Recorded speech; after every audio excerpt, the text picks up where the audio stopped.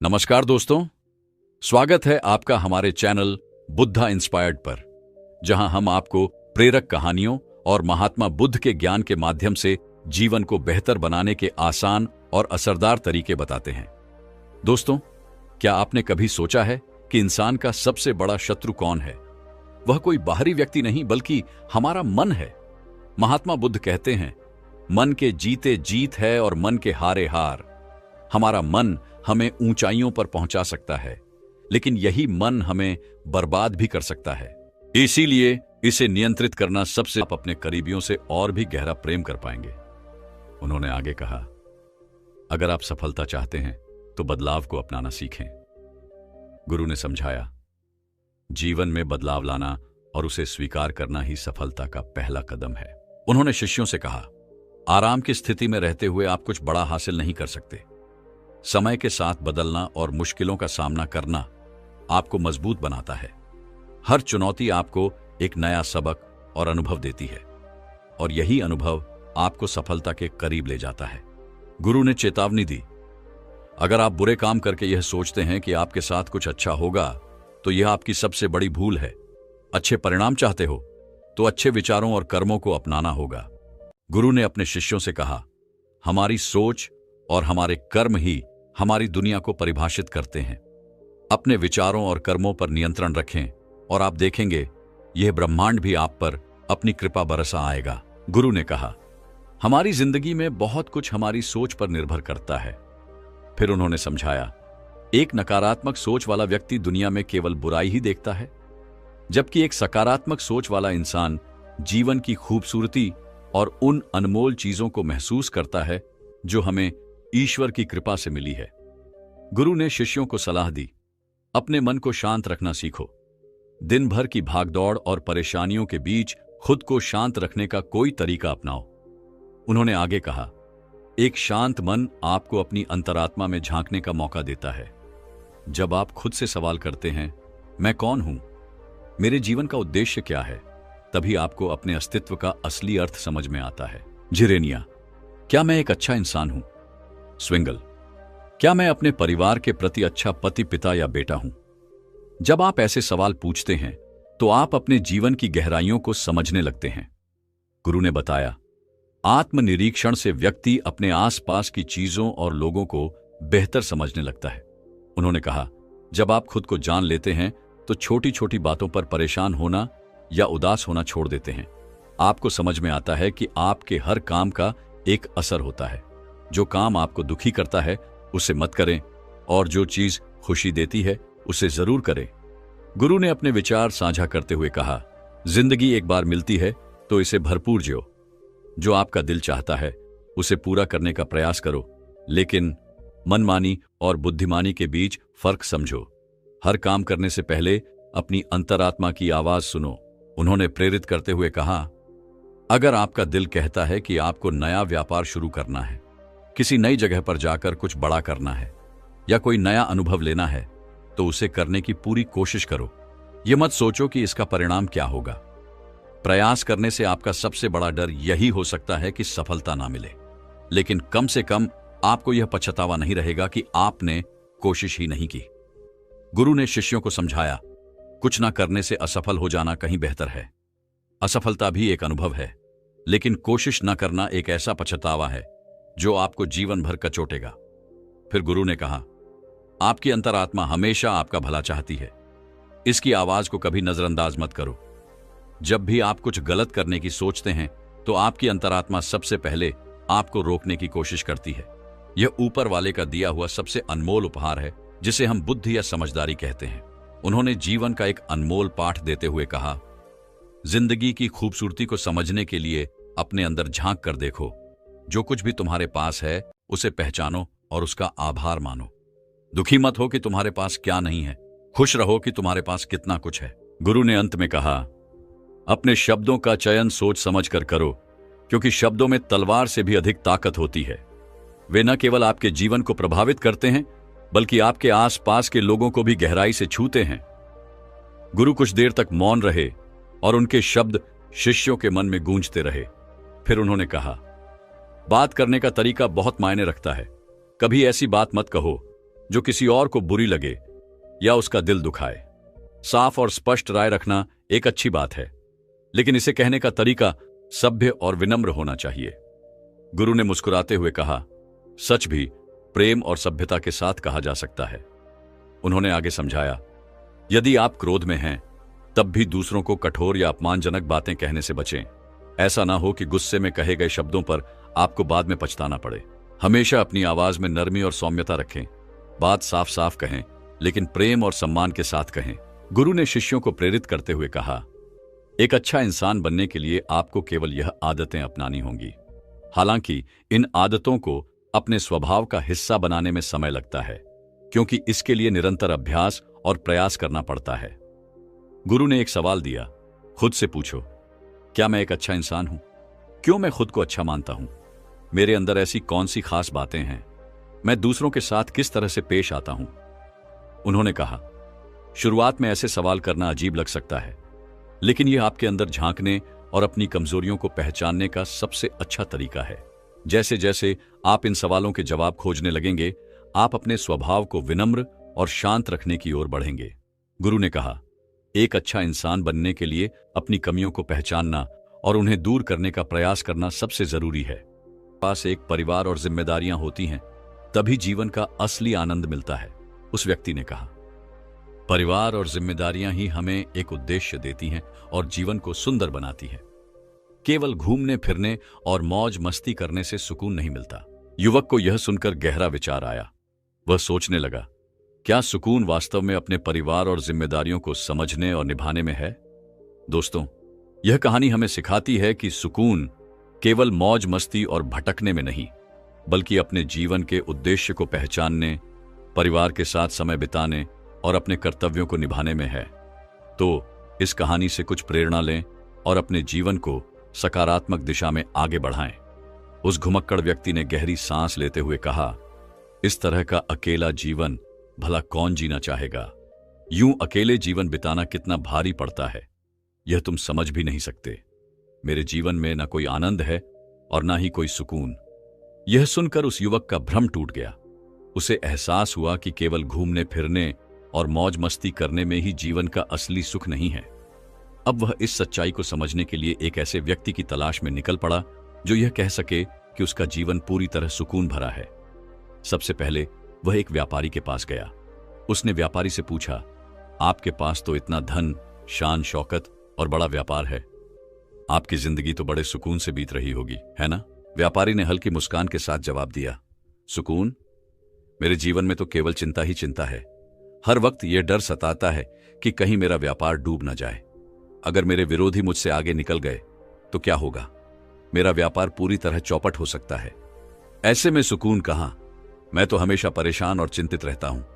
यह सुनकर वह युवक चुपचाप वहां से चला गया। इसके बाद वह एक किसान के पास पहुंचा और पूछा, तुम्हारे पास खेत खलिहान है, प्रकृति के बीच तुम काम करते हो, तुम्हारी जिंदगी तो सुकून भरी होनी चाहिए, क्या यह सच है? किसान ने सिर झुकाकर कहा, मित्र, सुकून की तो बात ही मत करो।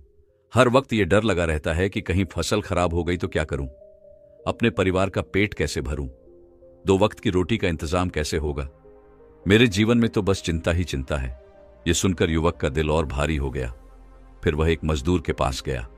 उसने मजदूर से पूछा, तुम्हें तो मेहनत करने का फल मिलता होगा, क्या तुम्हारे जीवन में सुकून है? मजदूर ने थकी हुई आवाज में कहा, सुकून? हर दिन काम का बोझ और यह चिंता कि कल काम मिलेगा या नहीं, मुझे चैन से जीने नहीं देती। मेरी जिंदगी तो सिर्फ संघर्ष है। इसके बाद वह एक अधिकारी से मिलने गया। उसने अधिकारी से कहा, आपके पास तो पद, प्रतिष्ठा और हर सुख सुविधा है, आपका जीवन तो निश्चित ही सुकून भरा होगा। लेकिन अधिकारी ने निराशा के साथ उत्तर दिया, मित्र, मेरी जिंदगी में सुकून नहीं है। मेरे ऊपर हमेशा जिम्मेदारियों का भारी बोझ होता है। हर वक्त मुझे अपने काम और दूसरों की उम्मीदों के बीच संतुलन बनाना पड़ता है। हर दिन नई समस्याएं और नई चिंताएं सामने आती हैं। युवक ने व्यापारी, किसान, मजदूर, अधिकारी सभी से पूछा, लेकिन उसे कोई भी ऐसा व्यक्ति नहीं मिला जो कह सके कि उसके जीवन में सुकून और खुशियां हैं। हर व्यक्ति अपने अपने जीवन में परेशानियों और चिंताओं से घिरा हुआ था। युवक सोचने लगा, क्या दुनिया में कोई भी ऐसा है जो सच में सुकून भरा जीवन जी रहा हो। दोस्तों, यह कहानी हमें एक गहरा संदेश देती है। सुकून केवल बाहरी चीजों में नहीं, बल्कि हमारे अंदर की शांति और संतोष में है। हमें अपने मन को सकारात्मक बनाना होगा और अपने विचारों को सही दिशा में ले जाना होगा। तभी हम असली सुकून को पा सकते हैं। जब वह युवक हर किसी से मिलकर थक चुका और उसे ऐसा कोई व्यक्ति नहीं मिला जो सुकून भरा जीवन जी रहा हो, तो अंत में वह राजा के पास पहुंचा। उसने राजा से कहा, हे महाराज, यदि आपकी आज्ञा हो तो मैं आपसे एक प्रश्न पूछना चाहता हूं। राजा ने मुस्कुराते हुए कहा, पूछो युवक, तुम्हारा सवाल क्या है? युवक ने गहरी सांस लेते हुए कहा, हे राजन, क्या आपके जीवन में सुकून है? आपके पास तो वह सब कुछ है जो किसी भी व्यक्ति को चाहिए, धन, दौलत, ऐश्वर्य, वैभव और शान शौकत। आपकी हर इच्छा तुरंत पूरी हो जाती है। मुझे यकीन है कि आप ही वह व्यक्ति हैं जो अपने जीवन को सुकून के साथ जी रहे होंगे। क्या यह सच है? राजा उसकी बात सुनकर जोर से हंस पड़ा और बोला, युवक, जिस सुकून की तलाश में तुम हो, वही सुकून तो हम भी ढूंढ रहे हैं। कहने को तो हमारे पास सब कुछ है, लेकिन हमेशा कुछ। युवक ने चकित होकर पूछा, महाराज, आपकी बातें गूढ़ हैं। मुझे इनमें से कुछ भी पूरी तरह समझ नहीं आया। क्या आप कोई उदाहरण देकर इसे समझा सकते हैं? साधु ने मुस्कुराते हुए कहा, चलो मेरे साथ, मैं तुम्हें एक उदाहरण देकर समझाता हूं। साधु युवक को अपने आश्रम ले गए। वहां एक कुत्ता खेल रहा था। साधु ने उस कुत्ते की ओर इशारा करते हुए कहा, बेटा, इस कुत्ते को देख रहे हो? युवक ने उत्तर दिया, हां महाराज, मैं देख रहा हूं। साधु ने फिर कहा, इसकी पूंछ पर ध्यान दो, देखो ये इसे कैसे हिला रहा है। युवक ने जवाब दिया, हां महाराज, मैं देख रहा हूं, वह अपनी पूंछ को बड़े जोश से हिला रहा है। साधु बोले, इस कुत्ते के लिए अपनी पूंछ हिलाना ही उसका सबसे बड़ा सुख है, यह उसके लिए खास है।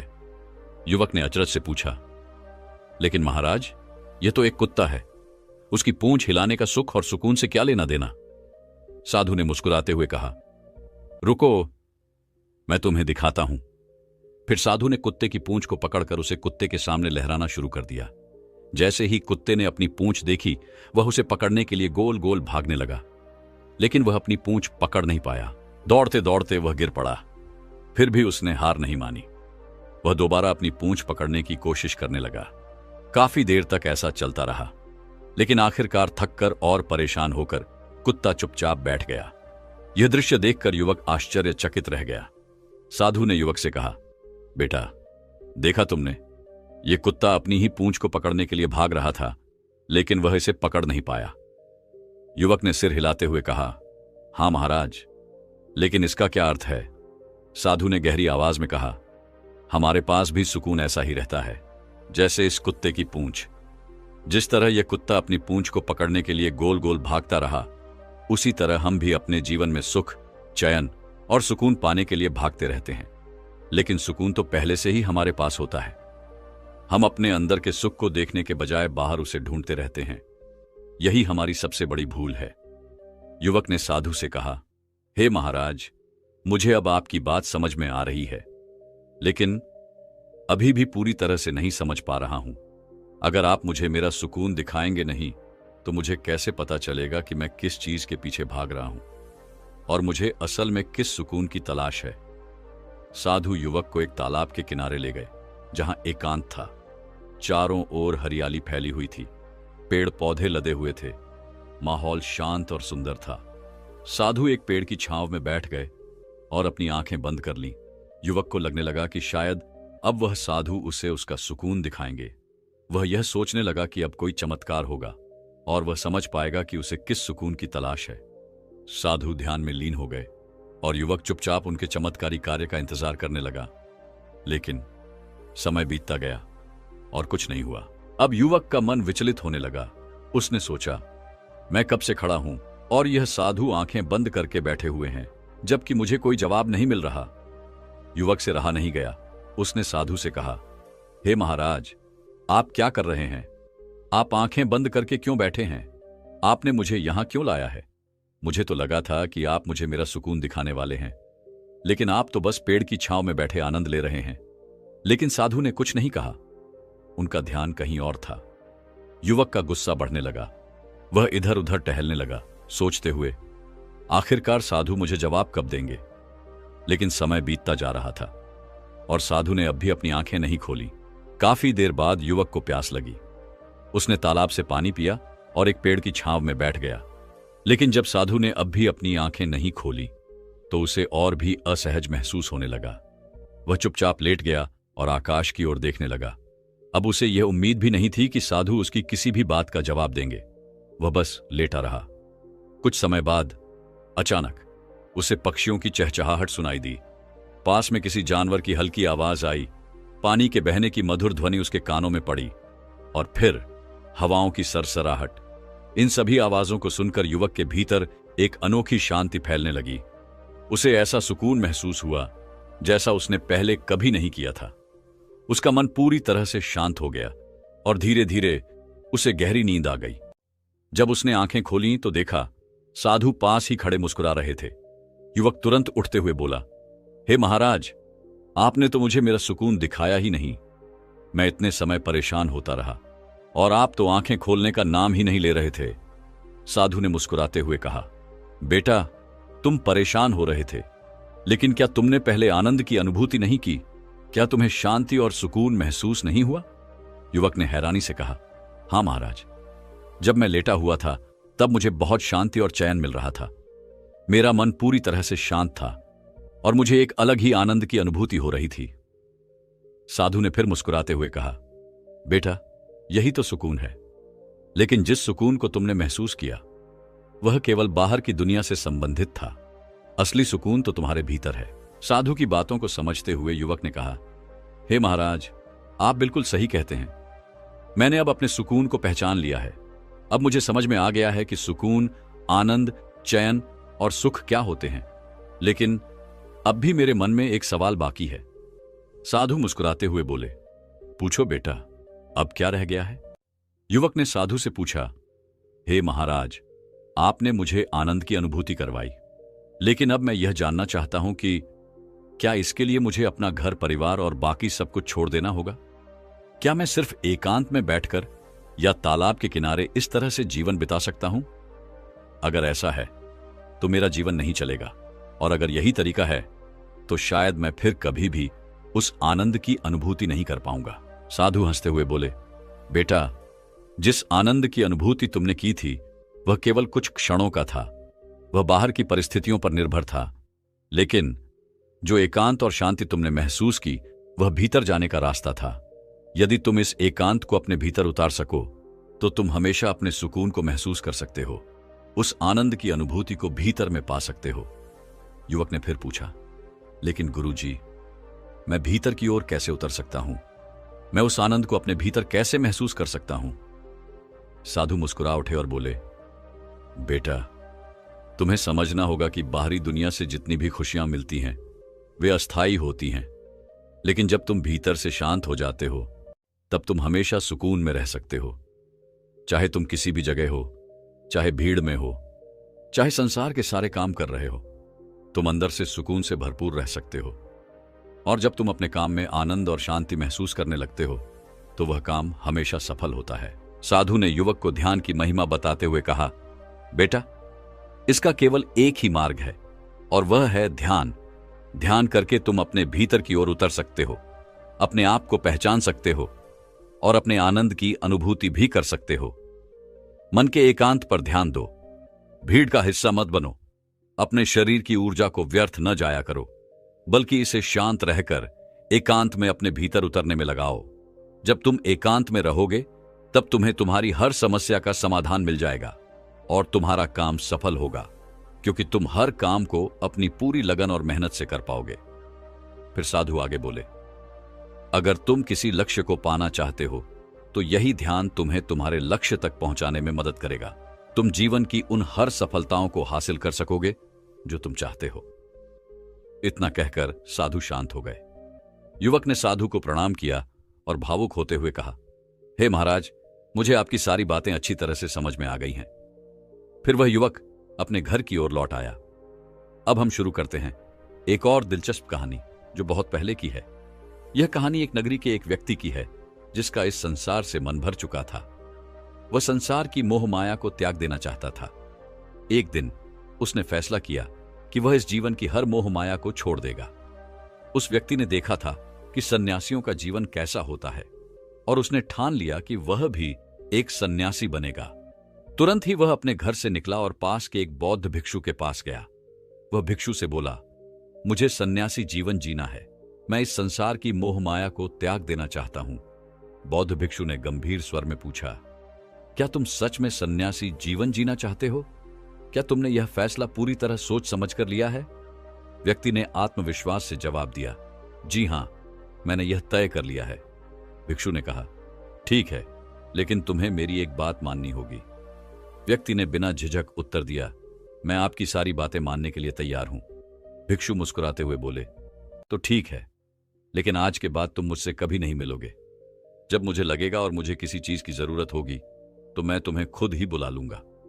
हमारे आश्रम में 1000 से ज्यादा सन्यासी रहते हैं और तुम्हें भी उन्हीं की तरह रहना होगा। उन्हीं की तरह खाना पीना होगा और उन्हीं की तरह वस्त्र पहनने होंगे। जैसा वे जीवन जी रहे हैं, ठीक उसी प्रकार का जीवन तुम्हें भी जीना होगा। व्यक्ति ने निडरता से कहा, ठीक है गुरुदेव, मैं तैयार हूं। इतना कहकर उसने बौद्ध भिक्षु को प्रणाम किया और आश्रम की ओर चल पड़ा। आश्रम में पहुंचने के बाद उसे एक कमरा मिला जिसमें वह चुपचाप जाकर बैठ गया। आश्रम में रहने वाले सभी लोग उसे चावल कूटने का काम सौंपते थे। वह व्यक्ति हर दिन उन 1000 सन्यासियों के लिए चावल कूटता। जब भी वह थक जाता तो वहीं बैठकर सो जाता और फिर नींद पूरी होते ही दोबारा अपने काम में लग जाता। इसी तरह कई दिन बीत गए। उसे लगता था कि जब भी गुरुदेव को उसकी आवश्यकता होगी, वे खुद ही उसे बुला लेंगे। उसे यह सोचने की कोई जरूरत नहीं थी कि उसे गुरुवर से मिलना चाहिए या नहीं। वह बस इसी इंतजार में दिन बिता रहा था, दिन रात चावल कूटने में व्यस्त, क्योंकि गुरुदेव ने उसे यही करने को कहा था। धीरे धीरे 1 साल बीत गया, लेकिन उन बौद्ध भिक्षुओं ने उसे अभी तक नहीं बुलाया। दूसरा साल भी निकल गया, फिर तीसरा भी। कुल मिलाकर 12 साल बीत गए और वह व्यक्ति लगातार चावल कूटते हुए वहीं रह रहा था। इस दौरान उसके मन में अब कोई विचार नहीं बचा था, ना कोई समस्या, ना कोई अड़चन। वह बस अपने गुरु के आदेशानुसार काम करता जा रहा था। फिर एक दिन भिक्षु अब काफी वृद्ध हो चुके थे। उन्हें एहसास हुआ कि उनका समय अब समाप्त होने वाला है। अब उन्हें अपना उत्तराधिकारी चुनना था। उन्होंने आश्रम में एक घोषणा करवाई, जो भी मेरा उत्तराधिकारी बनना चाहता है, वह अंधेरी रात में मेरे कक्ष की बाहरी दीवार पर 4 पंक्तियां लिखकर जाएगा।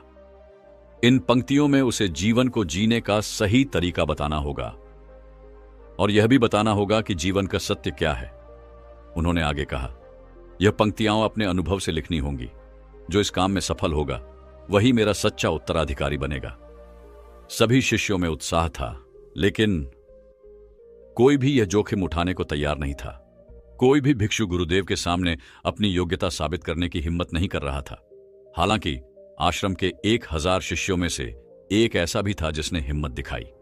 रात के अंधेरे में वह विद्वान शिष्य धीरे धीरे आगे बढ़ा और गुरुवर के कमरे के बाहर की दीवार पर लिख दिया, मन एक दर्पण की तरह है जिसमें धूल जम जाती है। उसने बड़ी हिम्मत के साथ यह पंक्तियां दीवार पर उकेर दी। फिर लिखा, अगर इसे साफ कर दो तो सत्य अनुभव में आ जाता है और सत्य मिल जाता है। उसने आखिरी बार दीवार को देखा और चुपचाप आश्रम छोड़कर चला गया। अगली सुबह जब गुरुदेव अपने कमरे से बाहर आए तो उन्होंने दीवार पर लिखे इन शब्दों को देखा और गुस्से में चिल्ला उठे, किस मूर्ख ने मेरी दीवार खराब कर दी है? उसे पकड़कर मेरे पास लाओ। आश्रम में यह खबर आग की तरह फैल गई। सभी शिष्य हैरान थे। इतनी सुंदर और सत्यपूर्ण पंक्तियां लिखी गई हैं, फिर भी गुरुदेव को गुस्सा क्यों आ गया? वे समझ ही नहीं पा रहे थे कि इसमें गलत क्या था। शब्दों और विचारों की धूल को साफ करने से सत्य का प्रतिबिंब दिखता है, तो फिर इसमें गलती क्या है? इसी बीच 4 शिष्य आपस में इस विषय पर बातें कर रहे थे और तभी वे चावल कूटने वाले व्यक्ति के पास से गुजरे। अचानक वह व्यक्ति जोर जोर से हंसने लगा। शिष्य यह देखकर चौंक गए। उन्होंने तुरंत उससे पूछा, क्या तुम्हें इसमें हंसी आ रही है? तुम्हें इसमें क्या गलत लगा? वह व्यक्ति जोर जोर से हंसते हुए बोला, गुरुवर ने सही कहा है, यह सब किसी समझदार ने नहीं लिखा होगा। यह सुनकर चारों शिष्य गुस्से में आ गए। तुम क्या जानोगे? तुम तो 12 सालों से सिर्फ चावल कूट रहे हो। तुम्हारे पास ज्ञान क्या है? न तुम्हें शास्त्रों का ज्ञान है और ना ही गुरुवर ने तुम्हें कोई शिक्षा दी है। फिर तुम ये कैसे जान सकते हो कि क्या सही है? वह व्यक्ति मुस्कुराते हुए बोला, ठीक है, निरीक्षण करना शुरू करो। बुद्ध कुछ क्षण रुके, फिर बोले, निरंतर प्रयासों के बाद तुम यह पाओगे कि तुम्हारे अंदर विचारों को जागरूक होकर देखने की आदत बन गई है। लेकिन साथ ही तुम यह भी देखोगे कि तुम्हारे मन में नकारात्मक विचार अधिक उत्पन्न हो रहे हैं। याद रखना, जो भी विचार उत्पन्न हो रहे हैं वे सकारात्मक भी हो सकते हैं और नकारात्मक भी, लेकिन तुम्हें उनसे कोई छेड़छाड़ नहीं करनी है। बस अपने प्रयासों को जारी रखना है, निरंतर जागरूकता के साथ अपने विचारों पर ध्यान देना है। उन्होंने अपनी बात आगे बढ़ाते हुए कहा, यदि तुम इस प्रयास को लगातार करते रहोगे तो एक समय ऐसा आएगा जब तुम अपने विचारों को आसानी से समझ पाओगे, उन्हें नियंत्रित कर पाओगे और उन पर विराम भी लगा पाओगे। उस समय तुम ना तो अपने आने वाले कल में रहोगे, ना ही बीते हुए कल में, बल्कि तुम वर्तमान में जीना सीख जाओगे। इसलिए तुम्हें अपने ध्यान को केंद्रित करने की आवश्यकता है, अपने विचारों पर ध्यान देने की आवश्यकता है। अगर तुम यह कर पाओ तो तुम जो कुछ भी वर्तमान में है, चाहे वह कुछ भी हो, उसमें खुश रहना सीख जाओगे। दोस्तों, अक्सर हमारा दिमाग विचारों से भरा रहता है। हम लोगों के बारे में, अपने बारे में, अपने काम के बारे में, परिवार के बारे में लगातार सोचते रहते हैं। वही सब बार बार हमारे दिमाग में आता है जो पहले से भरा होता है। लेकिन रुको, क्या आपने कभी सोचा है कि हमारा दिमाग इतना भरा हुआ क्यों रहता है? क्यों यह कभी भी पूरी तरह से साफ नहीं होता? क्यों वही पुराने विचार हमारे अंदर चलते रहते हैं और हम बेचैन, दुखी और चिंतित रहते हैं? लेकिन आज इस कहानी से आप अपने मन को साफ करना सीखेंगे। हां, आप अपने मन की धुलाई खुद कर सकते हैं। एक बार की बात है, एक गुरु और शिष्य एक सुनसान जंगल से गुजर रहे थे। रास्ते में चलते हुए शिष्य ने गुरु से एक सवाल पूछा, गुरुजी, ऐसा क्या होता है कि कुछ लोगों के पास कुछ भी नहीं होता, फिर भी वे सुखी रहते हैं, आनंद में रहते हैं, और कुछ लोग ऐसे होते हैं जिनके पास सब कुछ होता है, फिर भी उनके चेहरे पर उदासी साफ दिखाई देती है? गुरुजी मुस्कुराए। फिर उन्होंने एक मुरझाए हुए फूल की ओर इशारा किया और कहा, यह सोचने और समझने की बात है। अगर यह फूल यह सोचे कि मैं कल मुरझा गया था, या फिर यह सोचे कि मैं भविष्य में फिर से मुरझा जाऊंगा, तो यह कभी भी पूरी तरह से नहीं खिल पाएगा। यह अपने सुंदर स्वरूप में नहीं आ पाएगा, अपनी खुशबू को इस प्रकृति में नहीं बिखेर पाएगा। लेकिन अगर यह केवल अभी में जिए, सिर्फ इस पल में खिले, तो यह अपनी पूरी सुंदरता और आनंद को महसूस कर पाएगा। यही जीवन का सच है। यदि हम बीते हुए कल या आने वाले कल के बारे में सोचते रहेंगे तो हम कभी भी पूरी तरह से खिल नहीं पाएंगे। लेकिन अगर हम वर्तमान में जीना सीख लें तो हम भी उस फूल की तरह अपनी पूरी चमक और खुशबू को दुनिया में बिखेर सकते हैं। गुरु ने आगे कहा, उसी प्रकार इंसान अपने अतीत की यादों में खोया रहता है या फिर अपनी भविष्य की कल्पनाओं में जीता रहता है। वह भविष्य के दुखों के बारे में सोचता रहता है या फिर भूतकाल में जो उसके साथ बुरा घटित हुआ उसी को दोहराता रहता है। यही कारण है कि वह अपने भविष्य को लेकर हमेशा चिंतित रहता है। मनुष्य सच्चा सुख तभी अनुभव कर सकता है जब वह वर्तमान में जीता है। गुरु ने गंभीर स्वर में कहा, यह समझने की बात है कि जीवन हमेशा वर्तमान में होता है। अतीत और भविष्य की कल्पनाएं हमेशा मनुष्य को मृत्यु के करीब ले जाती है। यही कारण है कि जिस प्रकार हम अपने शरीर की देखभाल करते हैं, उसे बीमारियों से दूर रखने के लिए उसकी गंदगी साफ करते हैं, वैसे ही हमें समय समय पर अपने मन और मस्तिष्क की भी सफाई करनी चाहिए। हमें अपने मन की धुलाई करते रहनी चाहिए। इससे बुद्धि की क्षमता बढ़ेगी और हम हमेशा आनंद में रहने का रहस्य जान पाएंगे। शिष्य ने सवाल किया, गुरुदेव, इससे पहले कि हम मन और मस्तिष्क पर चर्चा शुरू करें, मैं यह जानना चाहता हूं कि जिन लोगों के पास सब कुछ होता है वे दुखी क्यों रहते हैं, और जिन लोगों के पास कुछ भी नहीं होता वे अक्सर आनंद में क्यों होते हैं? इसके पीछे क्या रहस्य हो सकता है? गुरु ने उत्तर दिया, कुछ लोग जीवन में सब कुछ हासिल कर लेते हैं और जब वे सब कुछ प्राप्त कर लेते हैं तो वे महसूस करते हैं कि इन सब चीजों का कोई अर्थ नहीं है। उनके पास सुख सुविधाएं हो सकती है, लेकिन मन की शांति अभी भी उनसे दूर रहती है। यह एहसास उन्हें गिरा देता है कि जो कुछ भी उन्होंने पाया वह केवल समय की बर्बादी थी। उनका जीवन बेकार की चीजों में चला गया। वहीं जो लोग जीवन में कुछ भी नहीं पाते, उनके पास एक उम्मीद होती है, एक लालसा होती है कुछ पाने की। यही लालसा और इच्छा उन्हें जीवन में खुश रखती है, उन्हें आगे बढ़ाती है और उन्हें ऊर्जा से भरा हुआ रखती है। गुरु ने अपने हाथ से एक सूखे पेड़ की तरफ इशारा करते हुए कहा, शिष्य, कभी यह पेड़ हरा भरा रहा होगा, फलों से लदा हुआ रहा होगा।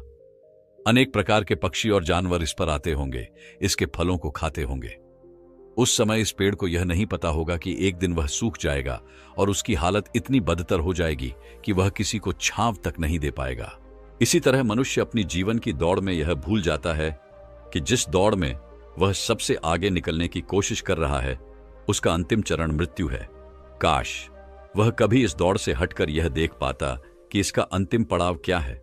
वह समझ पाता कि जिस दौड़ में वह सबसे आगे बढ़ने का सपना देख रहा है, उसका अंत केवल मृत्यु ही है। अगर वह जीवन की दौड़ में ठहर कर यह देख पाता, तो वह उन कामों को छोड़ सकता था जो व्यर्थ थे, जो बेकार थे। इंसान को ऐसे कार्यों की ओर बढ़ना चाहिए जो उसके जीवन में आनंद लाए, जो उसे नई दिशा दें। गुरु ने खुद की तरफ इशारा करते हुए समझाया, एक योगी वह होता है जो जीवन की दौड़ में ठहर जाता है, जो यह समझ लेता है कि जीवन का अंतिम चरण मृत्यु ही है। इसलिए वह सुख सुविधाएं हासिल करने के बजाय खुद के मन और मस्तिष्क को एक नए आनंद की ओर ले जाने का प्रयास करता है। शिष्य ने सवाल किया, गुरुदेव, क्या एक ग्रस्त जीवन जीने वाला मनुष्य उस आनंद की प्राप्ति नहीं कर सकता? अगर कर सकता है तो उसे शुरुआत कैसे करनी चाहिए? गुरु ने उत्तेजित होकर उत्तर दिया, बिल्कुल कर सकता है, लेकिन अगर सभी मनुष्य उस आनंद की प्राप्ति के लिए योगी बनने का निश्चय कर लें, तो इससे प्रकृति का संतुलन ही बिगड़ जाएगा, उसकी व्यवस्था ही रुक जाएगी। एक सच्चा योगी अपने जीवन में गहरी खोज करता है और खोज करने के बाद वह बताता है कि ग्रस्त जीवन जीते हुए भी कैसे आनंद प्राप्त किया जा सकता है। गुरु ने खुद को संबोधित करते हुए कहा, मैंने अपने जीवन में जो खोज की है, उसके अनुसार मनुष्य को समय समय पर अपने मन और मस्तिष्क की सफाई करते रहनी चाहिए। लोग अपने शरीर का ध्यान रखते हैं, लेकिन अपने मन और मस्तिष्क की सफाई की कभी नहीं सोचते। यही कारण है कि उनका मन और मस्तिष्क बूढ़े होते जाते हैं, उनमें जवानी और ताजगी नहीं रहती, और यही कारण है कि इंसान उदासी से घिर जाता है। अब सवाल यह है कि मन और मस्तिष्क की गंदगी क्या होती है? यह मैं तुम्हें बताता हूं। हर मनुष्य के जीवन में कुछ ऐसी घटनाएं घटती हैं जिनका गहरा असर उसके मन और मस्तिष्क पर पड़ता है। वह घटनाएं जीवन भर उसके मन में बैठी रहती हैं और वह उन्हें भूल नहीं पाता। यही घटनाएं उसके मन में गांठ पैदा कर देती हैं और भविष्य में जब भी वह कुछ करता है, ये घटनाएं उसे प्रभावित करती हैं। वे उसके विचारों और निर्णयों को पूरी तरह बदल देती हैं। ऐसे व्यक्ति की दृष्टि भी भ्रमित हो जाती है, वह सत्य स्वरूप को नहीं देख पाता। वह चीजों को उन घटनाओं से जोड़कर भ्रमित तरीके से देखता है। उदाहरण के तौर पर, अगर किसी बुरी नीयत वाले व्यक्ति ने तुम्हें धोखा दिया, तो तुम जीवन भर उसे धोखेबाज ही समझते रहोगे और उस पर कभी पूर्ण विश्वास नहीं कर पाओगे। गुरु ने समझाते हुए कहा, लेकिन असल में यह समझने की बात है कि जो धोखा तुम्हें उस व्यक्ति से मिला, वह बुरी नीयत से नहीं, बल्कि उसके स्वभाव से था।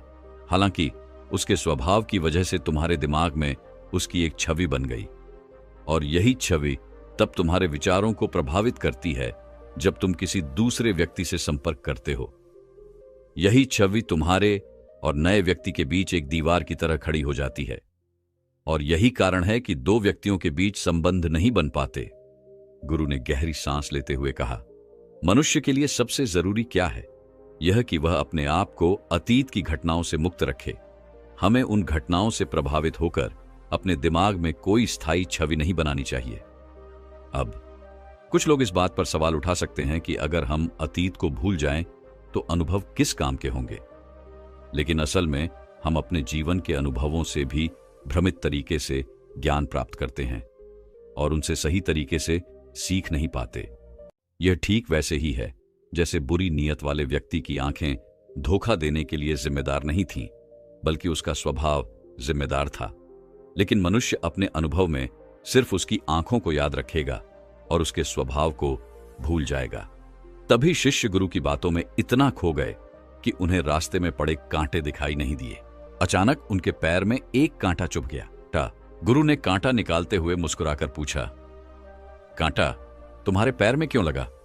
इसको किसी के सामने प्रकट कर देते हो तो मन का बोझ हल्का हो जाता है। कुछ लोग अपनी भावनाओं को दिल में दबाए रखते हैं और अंदर ही अंदर घुटते रहते हैं, लेकिन कुछ लोग ऐसे भी होते हैं जो अपनी हर बात खुलकर कह देते हैं और वे जीवन में अधिक आनंदित रहते हैं। गुरु ने उत्साह से आगे कहा, कभी भी प्राकृतिक रूप से आए भावनाओं के वेग को रोकने की कोशिश मत करो। अगर तुम्हारा मन किसी दुखद घटना पर रोने का हो तो मत रोको, जोर से रो, आंसुओं को बहने दो। अगर तुम्हारा मन किसी बात पर हंसने का हो तो खुलकर हंसो। अगर तुम खुश हो तो नाचो गाओ, खुशी को बाहर आने दो। शिष्य गुरु की बातें सुनकर सोच में पड़ गया। उसने पूछा, गुरुदेव, अगर हम अपनी भावनाओं को रोकते हैं तो उसका हमारे मन पर क्या प्रभाव पड़ता है? गुरु ने मुस्कुराकर एक नदी की ओर इशारा किया। जिस तरह तेज रफ्तार से बहता हुआ पानी अपने रास्ते में आने वाली हर बाधा को तोड़ देता है, ठीक वैसे ही अगर हमारी भावनाओं को बाहर निकलने नहीं दिया जाए तो वे अंदर ही अंदर हमें खा जाती हैं। अगर हम अपनी भावनाओं को दबाते रहते हैं तो यह एक बांध की तरह हमारे मन में जमा होती जाती है, लेकिन एक दिन जब वह बांध टूटता है तो अंदर का सारा कचरा बाहर आ जाता है, जिससे मन और भी दूषित हो जाता है। गुरु ने गंभीर स्वर में कहा, अक्सर इंसान किसी बात को मन में दबाकर रखता है क्योंकि उसे डर होता है। किसी भी बात को दबाकर नहीं रखना है। अगर हम किसी इंसान के बारे में अच्छा सोचते हैं तो हमें उसे व्यक्त करना चाहिए। अगर बुरा भी सोचते हैं तो उसे भी व्यक्त करना चाहिए। परिणाम के बारे में हमें नहीं सोचना है, सिर्फ अपने दिमाग की सफाई करने पर विश्वास रखना है। इससे आपके अंदर एक अद्भुत साहस पैदा होगा। जब आप किसी इंसान के बारे में वह सब कह पाएंगे जो आप उसके बारे में सोचते हैं, तो सोचिए आपका आत्मविश्वास कितना बढ़ जाएगा। आपके मन के सारे डर समाप्त हो जाएंगे। हो सकता है कि इसमें आपको कुछ चुनौतियों का सामना करना पड़े, लेकिन यह आपके भीतर एक शक्ति और साहस को जन्म देगा। अब आइए हम जल्दी से समीक्षा कर लेते हैं कि इस वीडियो में हमने क्या क्या सीखा। इस वीडियो में आपने खुद से की जाने वाली सकारात्मक बातचीत की ताकत के बारे में जाना। आपने यह भी समझा कि खुद की काबिलियत पर संदेह करना हमें जीवन में नीचे खींचता है। हमें अपनी खूबियों और अच्छाइयों के बारे में याद दिलाते रहना चाहिए, क्योंकि इससे हमारा आत्मविश्वास बढ़ता है। आपने यह भी सीखा कि हमें अपने अंतर्मन की आवाज को सुनना चाहिए। अपनी कमियों, खूबियों और अपने लक्ष्यों को स्पष्ट रूप से पहचानना चाहिए। हमेशा सकारात्मक सोच रखनी चाहिए और यह याद रखना चाहिए कि अगर हम ठान लें तो जीवन में कुछ भी असंभव नहीं है। आपने इस वीडियो में अच्छाई की अहमियत के बारे में भी जाना। असल में अच्छा होना सफलता से भी कहीं ज्यादा जरूरी है। इस दुनिया में पहले से ही बहुत सारी बुराइयां हैं और हमारे अंदर की बुराई हमें मानसिक और शारीरिक दोनों रूप से कमजोर बनाती है। इसलिए जितना हो सके अपने मन और विचारों को पवित्र रखो। अच्छा सोचो, अच्छा करो और अपने अंदर की बुराई को सिर उठाने मत दो। यह सब करना सिर्फ और सिर्फ हमारे हाथ में है। जहां भी जाओ लोगों का भला करने का प्रयास करो, क्योंकि इस दुनिया में खुशी बांटने से जो सुकून मिलता है वह किसी और चीज से नहीं मिलता। इस दुनिया में अच्छे लोगों की बेहद कमी है। इसीलिए जितना हो सके अच्छा सोचो और अच्छा करो। आज और अभी से अपने सपनों को पूरा करने में जुट जाओ। तो दोस्तों, मुझे उम्मीद है कि आपको इस कहानी से एक अच्छी सीख मिली होगी। यह कहानी आपको कैसी लगी हमें कमेंट बॉक्स में जरूर बताएं। मुझे उम्मीद है कि इस वीडियो को सुनने से आपके जीवन में अच्छे बदलाव आएंगे